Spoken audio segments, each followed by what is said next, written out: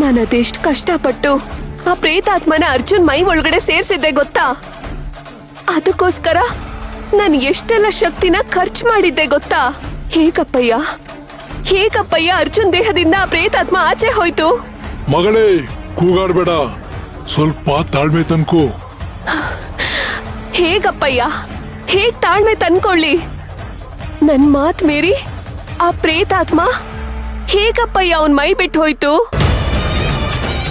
ನನ್ ಮತ್ತೆ ಅದನ್ನ ಕರೆಸ್ತೀನಿ, ಅದಕ್ಕೆ ಶಿಕ್ಷೆ ಕೊಡ್ತೀನಿ. ನಾನಂತೂ ಅದನ್ನ ಸುಮ್ನೆ ಬಿಡಲ್ಲ. ಆ ಪ್ರೇತಾತ್ಮ ಈಗ ಪ್ರೇತವಾಗಿ ಉಳ್ಕೊಂಡಿದ್ರೆ ತಾನೆ ನೀನದಕ್ಕೆ ಶಿಕ್ಷೆ ಕೊಡೋದು. ಏನಾಯ್ತು ಸೇವಂತಿ? ಏನಿಲ್ಲ ಸರ್, ನಿಮ್ಗೆ ತುಂಬಾ ಆಯಾಸ ಆಗಿತ್ತಲ್ಲ, ಅದಕ್ಕೆ ಊಟ ಮಾಡಿದ ತಕ್ಷಣ ನಿಮ್ಗೆ ನಿದ್ದೆ ಬಂದ್ಬಿಟ್ಟಿದೆ, ನೀವು ಮಲ್ಕೊಂಡ್ರಿ ಅಷ್ಟೇ. ಇಲ್ಲ ಸೇವಂತಿ, ನನ್ಗೆ ಯಾಕೋ ನಾನು ಏನೋ ಮಾಡಿದೆ ಅಂತ ಅನಿಸ್ತಾ ಇದೆ. ನನಗೆ ಸ್ವಲ್ಪ ಅರ್ಧಂಬರ್ಧ ನೆನಪಿದೆ ಅಷ್ಟೇ. ಕರ್ಮ.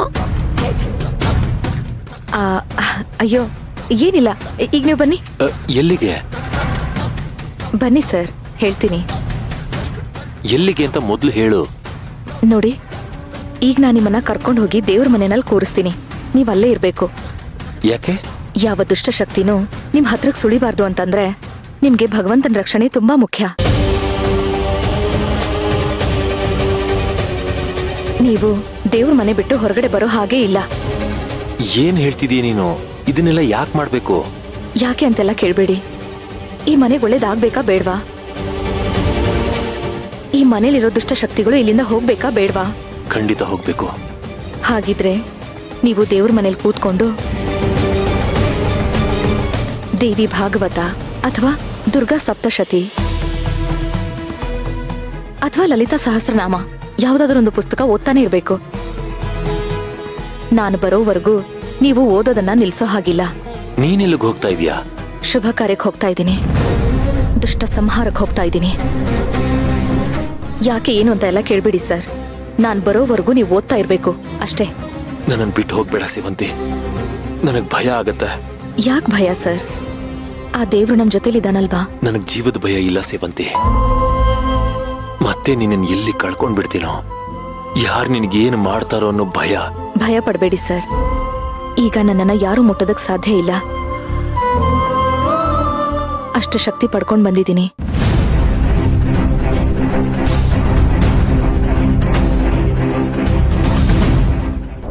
ಅಂದ್ರೆ ಅಪ್ಪಯ್ಯ, ಏನಿನ್ ಮಾತಿನ ಅರ್ಥ? ಆ ಸೇವಂತಿ ಆ ಪ್ರೇತಾತ್ಮಕ್ಕೆ ಮುಕ್ತಿ ಕೊಡಿಸ್ಬಿಟ್ಲು.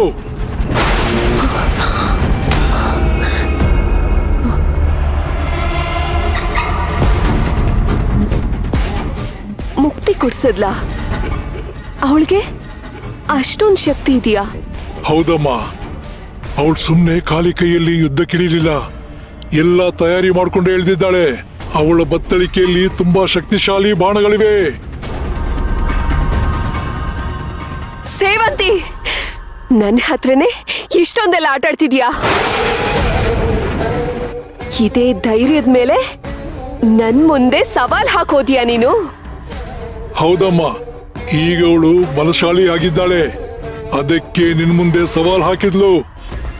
ಅಪ್ಪಯ್ಯ, ಅವಳು ಎಷ್ಟೇ ಬಲಶಾಲಿ ಆಗಿದ್ರು ಈ ಮಾಟುಗಾತಿಗಿರೋ ಶಕ್ತಿ ಅವಳಿಗಿಲ್ಲ.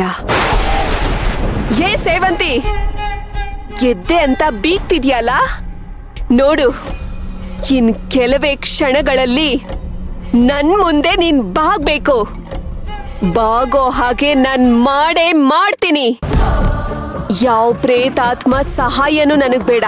ನಿನ್ ಗಂಡನ್ನ ನಿನ್ ಕಣ್ಮುಂದೆನೆ ಯಾವ ರೀತಿ ಒದ್ದಾಡೋ ಹಾಗೆ ಮಾಡ್ತೀನಿ ಅಂತ ನೋಡ್ತಾ ಇರು.